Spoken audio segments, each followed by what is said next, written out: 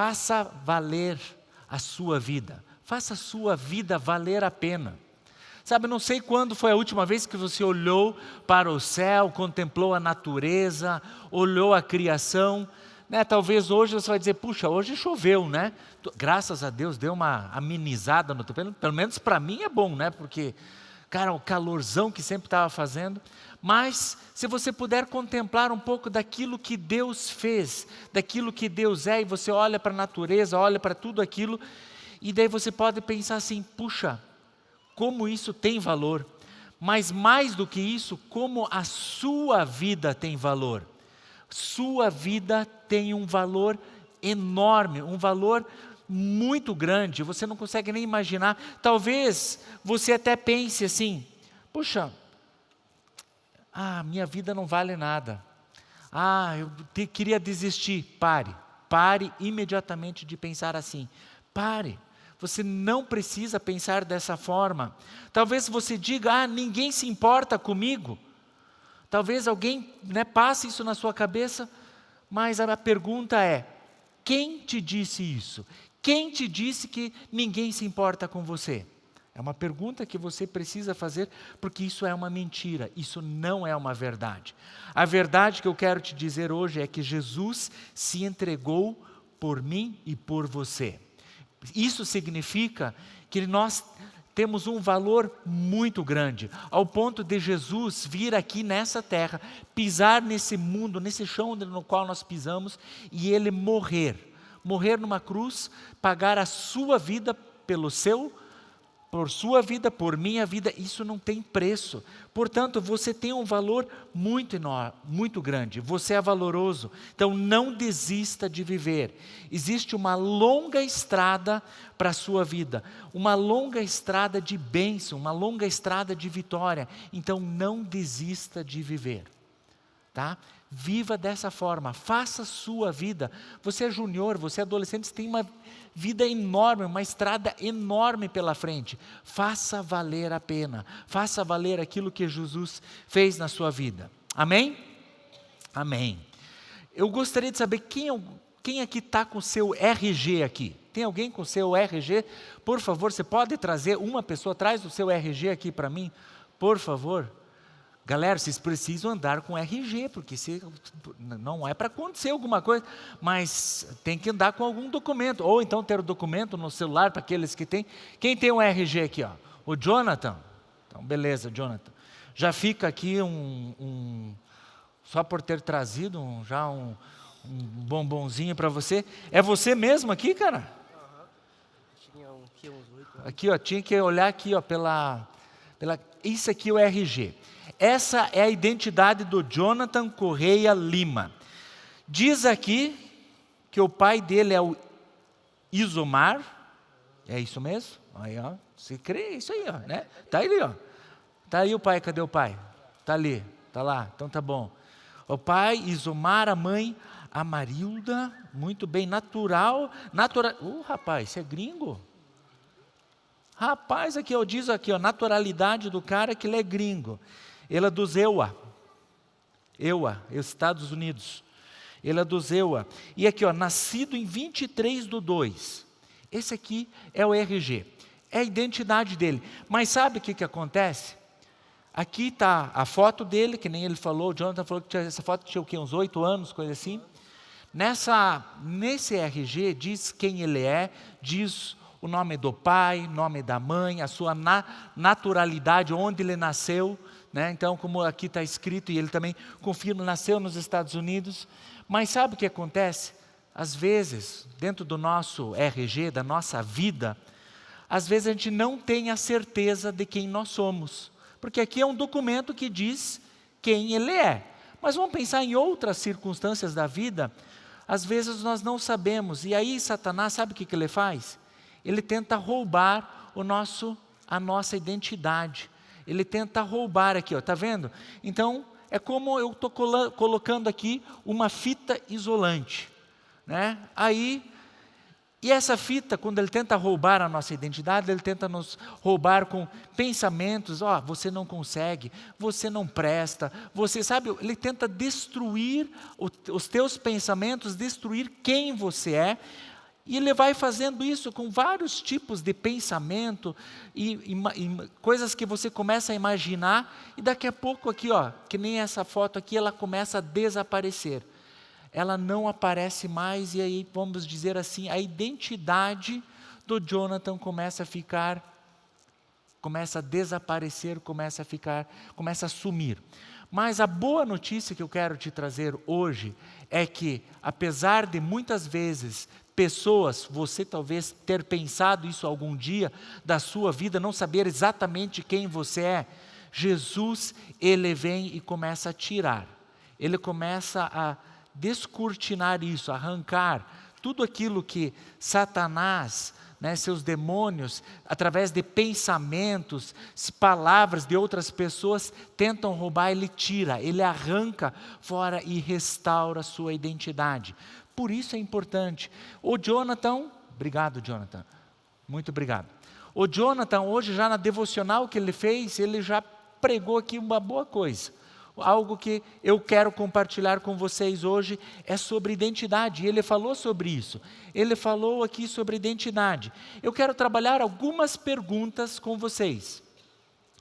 Então, eu acho isso super importante. Alguns anos atrás, quer dizer, aqui no TIM, na época, eu já às vezes falava sobre isso. Eu tenho uma formação também como psicólogo, então eu converso com adolescentes, com famílias, muito sobre isso. Então eu acabo descobrindo que muitas vezes essa identidade está manchada, e essas perguntas que eu quero fazer, vocês refletirem juntamente comigo, para vocês pensarem, são as perguntas que norteiam nossa vida. Alguns anos atrás, o pastor Rômulo, o pastor dos jovens, também fez uma palavra, uma ministração sobre isso, e depois, quando nós estávamos até conversando uma vez sobre isso, e depois ele lançou um livro, que está na nossa livraria ali, onde ele trabalha essas 5 perguntas. Essas 5 perguntas. A primeira pergunta é: como Deus me vê? Como é que Deus te vê? Pense um pouquinho, feche os teus olhos um pouquinho e pense comigo agora. Pense agora, como é que Deus me vê?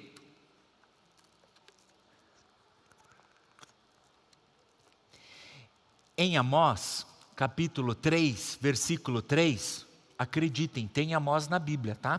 É que hoje nos nossos aplicativos a gente vai lá rapidinho, então a gente já acha. Tem Amós na Bíblia, é um profeta. E lá está escrito o seguinte: 2 pessoas andarão juntas se não estiverem de acordo? Você acha que 2 pessoas vão andar juntas se elas não concordarem entre si? Não tem como. Vocês 2 parece que são amigas, porque estão sentados juntos. Se vocês não concordarem uma com a outra, vocês vão andar juntas? Não, difícil. Você pensar para um casal de líderes, que temos um casal de líderes. A Helena e o Júnior. Nossa, acertei o nome. Andarão juntos se eles não concordarem? Não. Se não andar juntos, não tem como andar. Se não concordar, não tem como andar juntos. E essa pergunta, ela é fundamental. Ela é fundamental, porque é dessa forma que a gente pode responder como Deus me vê. Então, essa pergunta, ou esse texto, 2 pessoas andarão juntas se não estiverem de acordo? Não tem como. Ela é uma chave importantíssima para os nossos relacionamentos. Ela é importantíssima para um casamento, ela é importantíssima para uma amizade, como eu dei o exemplo das 2 amigas aqui. Ela é importantíssima depois quando você for trabalhar, se você for trabalhar numa empresa e não concorda com o teu patrão, com o teu chefe lá, não tem como você andar junto. Então, por exemplo, eu não concordo com meu pai. Cara, vai chegar uma hora que não vai ter como andar junto. Então, concorde. Da mesma forma, então, eu preciso pensar, para eu andar com Deus, eu preciso concordar com Deus. E concordar com Deus, isso é algo muito poderoso, muito importante. Então, pense nisso. Olha, em Romanos 12, 2 diz o seguinte.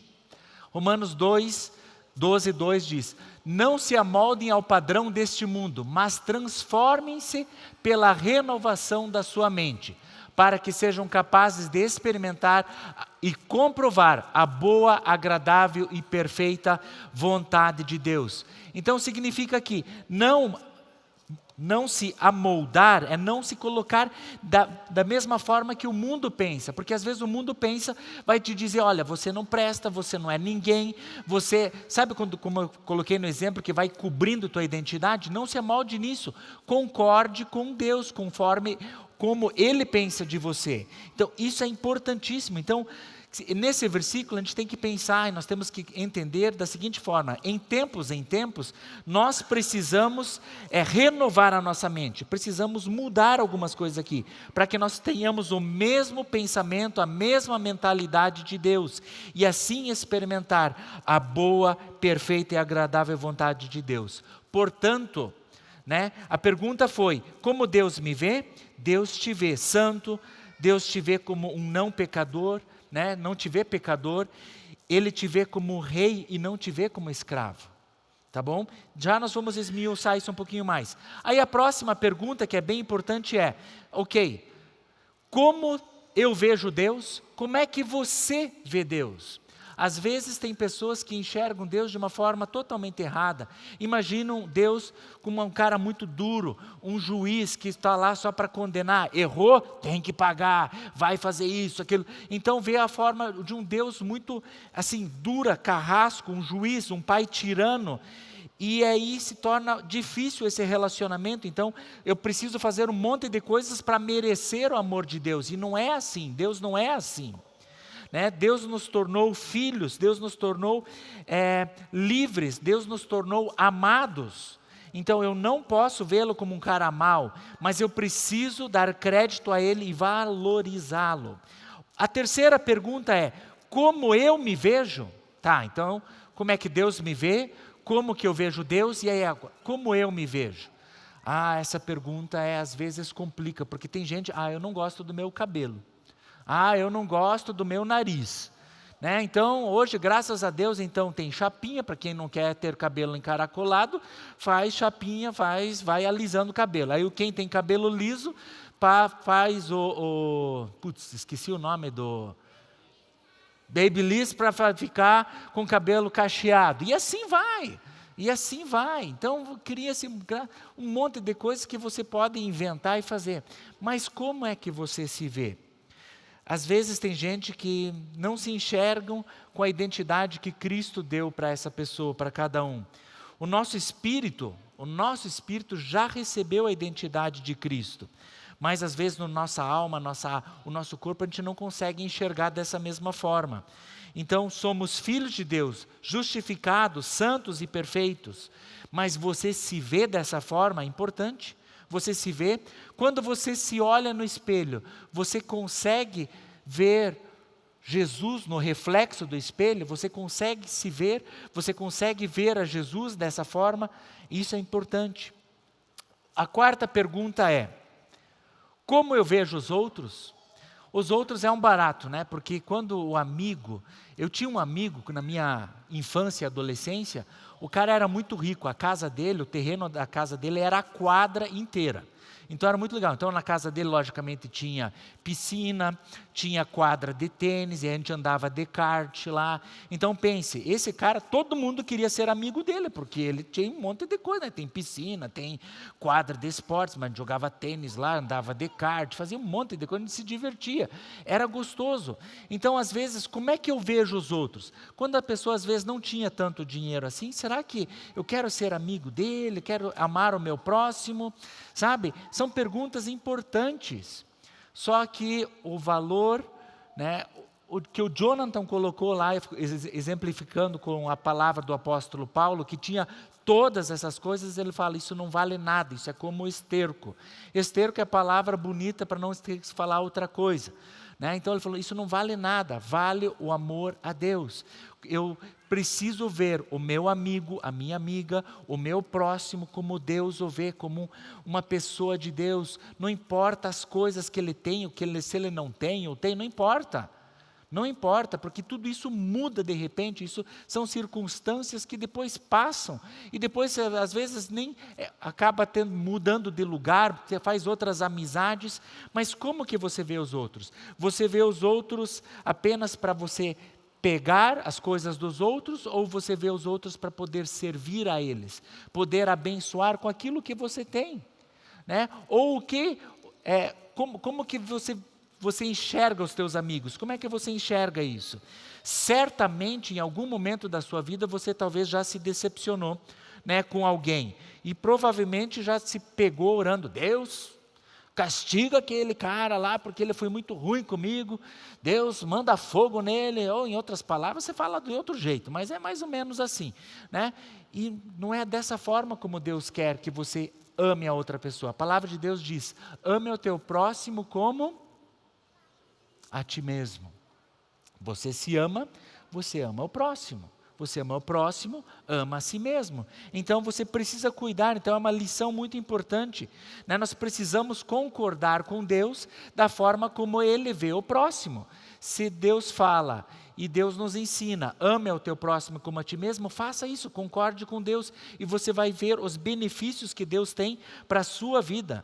Isso é muito importante. A última pergunta aqui, dessas 5 perguntas, não terminei ainda, tá? Mas a última pergunta diz, como que eu vejo as coisas? Então talvez você já ouviu em algum lugar, pessoas são mais importantes do que coisas. Mas tem muita gente que valoriza as coisas. Valoriza muito mais o seu celular, valoriza muito mais o seu videogame, o seu momento com jogos, do que estar na mesa com os pais, tomando um café, lanchando, enfim.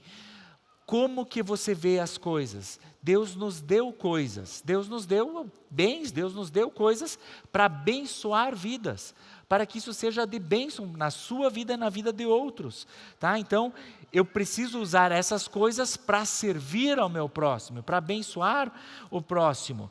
Eu não preciso de nada para ser, eu apenas sou em Cristo Jesus. Repito, você não precisa de nada para ser.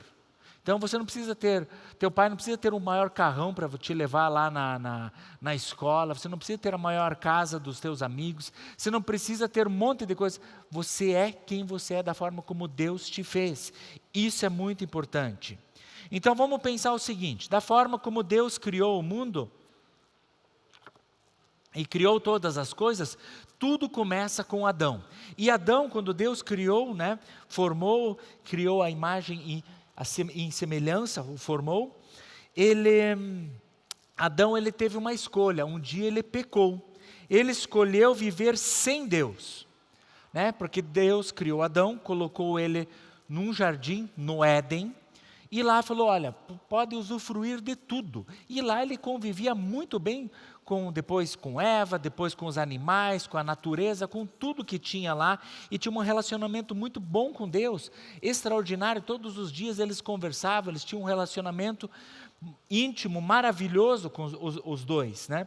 E aí um dia, Adão, ele faz o que Deus tinha falado para ele não fazer, que era comer o fruto da árvore do conhecimento do bem e do mal. Ele não era para comer disso, e aí ele comeu, ele escolheu desobedecer, e ao desobedecer, ou ao pecar, ele foi tirado do jardim, e foi colocado para fora da presença de Deus. Então, só que assim, voltando, no início, o projeto de Deus não era esse, o projeto de Deus era que nós tivéssemos, todo ser humano, todo homem, desde Adão até hoje, todos nós tivéssemos essa comunhão com Deus, não vivêssemos longe de Deus. Como Adão escolheu viver fora, consequentemente toda a humanidade acaba tendo essa herança. Mas, como não era propósito de Deus, Deus pensa, e agora, o que eu vou fazer? Aí vem Jesus. Jesus, ele vem, como eu coloquei ali no começo da minha palavra, ele vem aqui na terra para restituir isso. Ele, ao morrer na cruz, ao ele se entregar na cruz, morrer em meu lugar, pagar esse preço de sangue, que era o preço, porque a Bíblia diz que aquele que comesse daquele fruto morreria, para que eu e você não precisássemos mais morrer. Jesus morreu em nosso lugar, e aí ele nos devolve a ter esse relacionamento com o Pai, e isso é maravilhoso, né? Então, voltando para Gênesis 1, 26 a 31, diz assim, então disse Deus, façamos o homem à nossa imagem, conforme a nossa semelhança, domine ele sobre peixes do mar, sobre as aves do céu, sobre os grandes animais de toda a terra e sobre todos os pequenos animais que se movem rente ao chão. Criou Deus o homem, à sua imagem, e a imagem de Deus o criou. Homem e mulher os criou. Deus os abençoou, ele lhes disse: sejam férteis e multipliquem-se, encham e subjuguem a terra, dominem sobre os peixes do mar, sobre as aves do céu, sobre todos os animais que se movem pela terra. Disse Deus: eis que lhes dou todas as plantas que nascem em toda a terra e produzem sementes, e todas as árvores que dão fruto com sementes. Elas servirão de alimento para vocês. E dou todos os vegetais como alimento a tudo o que tem em si fôlego de vida, a todos os grandes animais da terra, a todas as aves do céu e a todas as criaturas que se movem rente ao chão. E assim foi. E Deus viu tudo o que havia feito, e tudo ficava muito bom. Passaram-se a tarde e a manhã, e este foi o sexto dia. Veja, Deus criou todas as coisas e deu ao homem, e disse: domine sobre isso. Ou seja, eu e você fomos criados para ter esse domínio sobre todas essas coisas terrenas, não dominar sobre pessoas, e sim sobre animais, plantas, enfim. Só que como Adão, ele escolheu sair fora disso, ele acabou perdendo isso. Então, e aí, quando Jesus vem, ele restaura isso para as nossas vidas. Então, vamos ler ali em Marcos 8, 36, que diz o seguinte: pois, que adianta o homem ganhar o mundo inteiro e perder a sua alma? Então, como eu falei, não adianta ter todas as coisas, dominar sobre tudo, mas não reconhecer que sem Deus nós não somos nada, sem reconhecer que em Jesus nós somos filhos de Deus. Então, isso é muito importante, nós precisamos entender isso. Nós precisamos entender de que Adão, ele tinha uma certa limitação, e quando Jesus vem à terra, e nós, como nós podemos ser herdeiros de Jesus e não mais de Adão, a partir desse momento, ao nos tornarmos filhos de Deus, nós somos espíritos vivificantes, nós andamos com Cristo.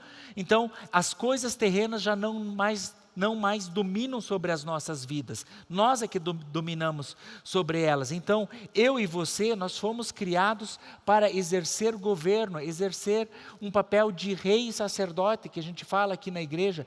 Isso é muito importante. Então, veja lá em Provérbios 16, 32, melhor é o homem paciente do que o guerreiro, mais vale controlar o seu espírito do que conquistar uma cidade. O que quer dizer esse texto? Então não adianta eu ter todas as coisas e perder a minha alma, perder o meu espírito, porque Jesus veio nos resgatar dessa forma, porque nós estávamos condenados, mas agora eu não preciso mais viver debaixo dessa condenação, longe de Deus. Então Jesus, ele vem restaurar isso. Então todos nós temos um propósito para reinar, para ser rei e ser sacerdote, para ser chamado de filho de Deus. Nós temos esse propósito, tanto você e eu. O foco, então às vezes, então eu quero reinar. O foco é, vamos pensar aqui como na adolescência, o que eu vou fazer? O que Deus quer que eu faça no meu futuro? Não é essa a pergunta, não importa o que você venha fazer.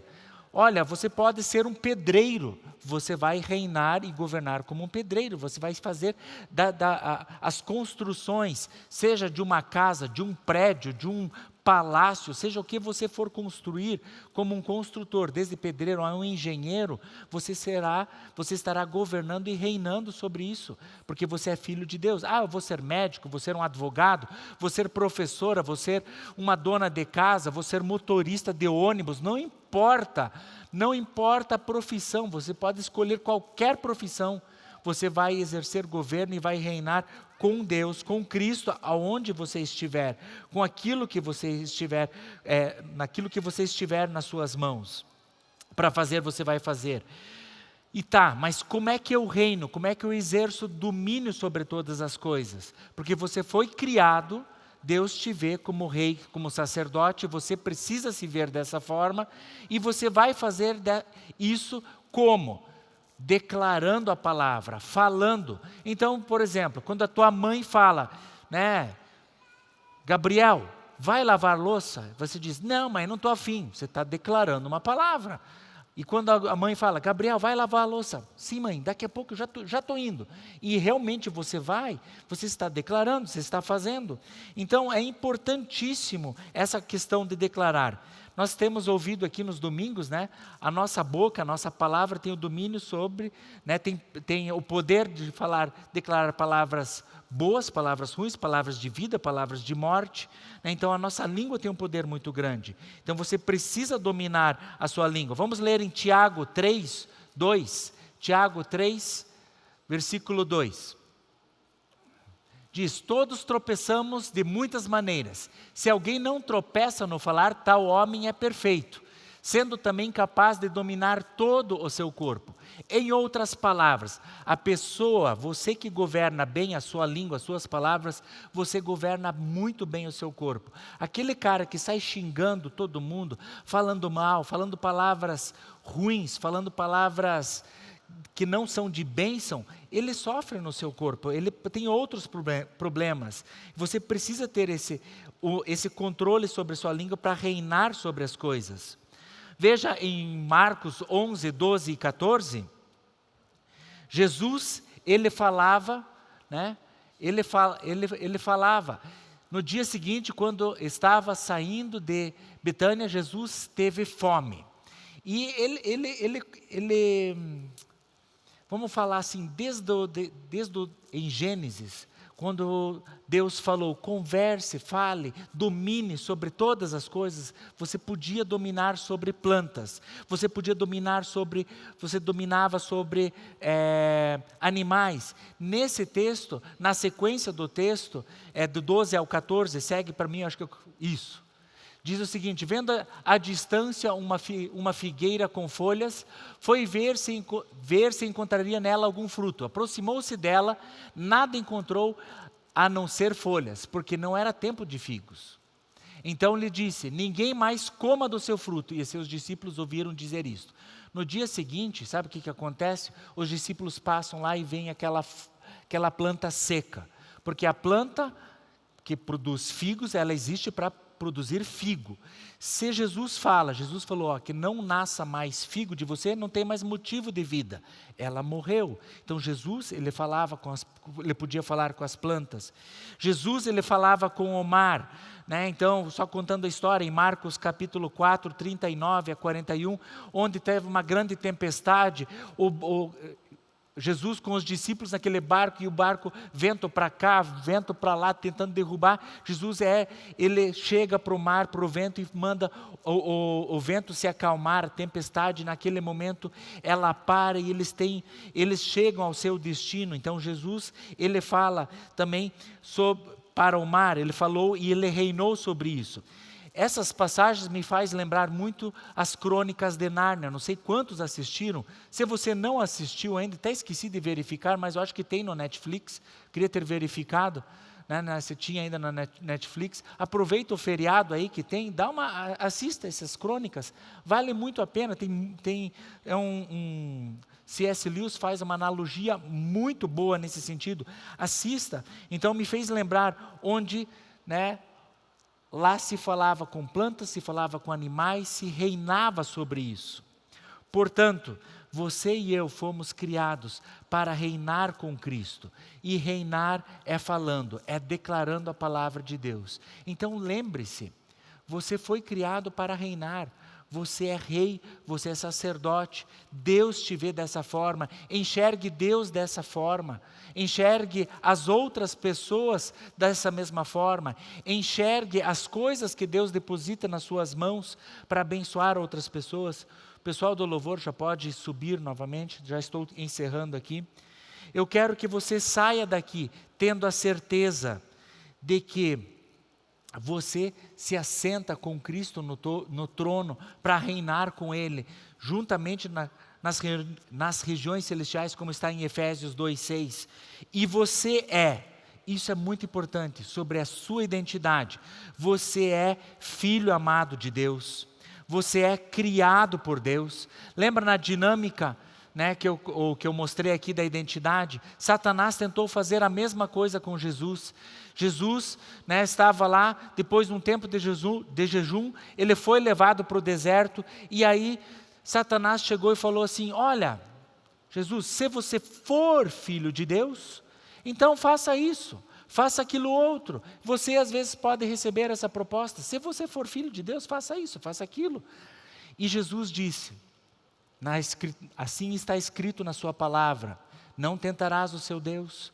E pouco antes disso, antes dele ser levado, ele tinha sido batizado, né, nas águas por João Batista, e naquele momento os céus se abriram, e aí veio, como o Rômulo pregou no último culto de domingo, como o Jonathan perguntou quem estava no culto de domingo, e sobre ele veio, em forma de uma pomba, o Espírito Santo, e permaneceu sobre a cabeça de Jesus. Por isso, se nós estamos inseridos em Cristo, se nós estamos com Jesus, nós temos o Espírito Santo sobre as nossas vidas, né? E aí Deus fala: este é meu filho amado, em quem eu tenho prazer, em quem me comprazo. Então Jesus sabia quem ele era. Saiba você precisa saber, como está em Mateus 4, você é filho amado de Jesus, de Deus, assim como Jesus é.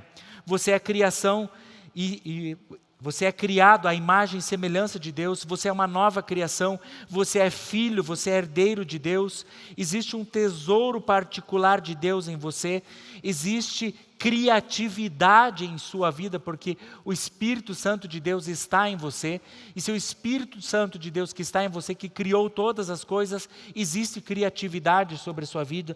Você é livre, você é o templo do Espírito Santo, porque assim como eu falei, se você está em Cristo, o Espírito Santo está sobre a cabeça de Cristo, o Espírito Santo está sobre a sua vida. Você é amigo de Deus, você é sacerdote real, você é rei, você reina com Ele. Isso é importante. Não deixe Satanás roubar isso da sua vida. Não permita isso.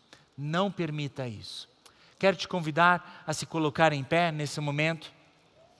E eu quero te perguntar, você que está nos visitando hoje pela primeira vez, né, ou segunda vez, e se porventura você ao ouvir essa palavra e de repente identificou assim: puxa, eu não me vejo como filho de Deus, eu não estou me vendo dessa forma como você, Carlos, aqui acabou de falar.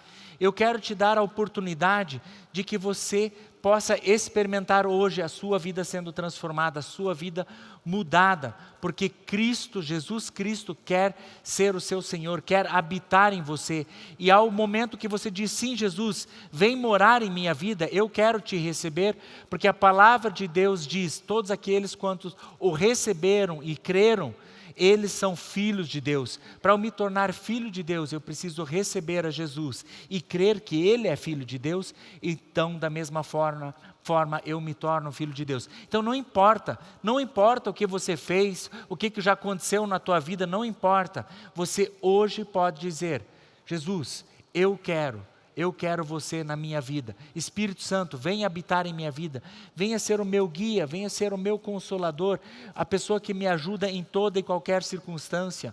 Né? O Jonathan falou: você não precisa mais colar, né? Porque a sua vida é transformada, você vai ser um exemplo, vai ser bem sucedido na escola, você vai ser bem sucedido em casa, porque o Espírito Santo habita em você. É maravilhoso isso. Algumas pessoas enxergam isso como um peso. Na minha adolescência, eu lembro uma vez, uma pessoa chegou e falou assim, nós estávamos num campeonato de vôlei, o Gustavo jogava muito vôlei na época, e aí a bola foi tinha uma bola duvidosa lá, aí um cara chegou e falou assim para mim, do pessoal do time, falou: o Carlos, como um bom cristão, ele vai dizer se a bola foi dentro ou se foi fora. E a bola foi dentro. E se eu dissesse que a bola fosse dentro, nosso time ia perder. Mas eu disse que a bola foi dentro. E ninguém brigou comigo, nada, mas o que me chamou a atenção não foi isso, foi a forma da pessoa dizer: o Carlos como um bom cristão. Falei: puxa, olha que na hora parece que foi um peso, uma responsabilidade, mas depois falei: puxa Deus, eu estou conseguindo dar um bom testemunho, as pessoas estão vendo Jesus em mim. Passa-se mais um tempo, eu tinha um professor de inglês, e esse professor, como eu falava, aliás, falo alemão, mas falava muito mais na época, escrevia alemão, então eu confundia muito o inglês, a escrita do alemão com o inglês, e o professor fez um ditado, e aí ele fez todo o ditado, e o meu colega ia corrigir o meu ditado, e eu corrigiria o ditado dele. Normalmente as pessoas faziam assim: quanto você precisa tirar? Eu preciso tirar 80, eu preciso tirar 90. Então as pessoas um corrigiam o erro dos outros. Então era um jeitinho, né? Como o John falou, é o jeitinho, né? Para enganar o professor, coisa assim. E eu falei para o meu colega: não, eu não quero fazer isso. Eu quero fazer o que é correto. Eu fiz o que era correto, o meu colega também. Aí quando ele apontou todos os meus erros, a minha nota foi surpreendente. Cada erro valeria 5 pontos. Eu tirei, não existe essa nota, eu tirei menos 25. Ou seja, 0. Porque eu errei tanto, porque eu confundi. Eu cheguei em casa revoltado. Falei: Deus, você não existe.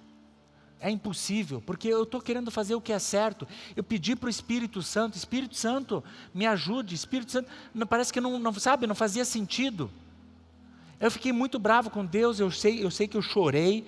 Cheguei em casa, falei para os meus pais, e depois eu orei. É lógico que eu fiquei em recuperação de inglês, estudei, passei. Passa-se mais alguns anos, eu tive a oportunidade de, junto com um monte de adolescentes, assim como a gente fazia, às vezes pode ser que volte a ter a viagem internacional para os Estados Unidos.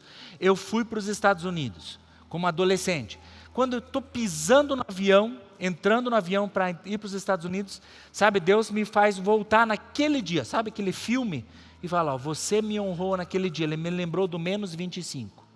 E me mostrou todos os colegas da turma. Ele falou: ninguém da tua turma pisou nos Estados Unidos. Você é o primeiro a pisar, porque você me honrou. Então o Espírito Santo, ele te guia, ele te mostra, vale a pena, faça a sua vida valer a pena.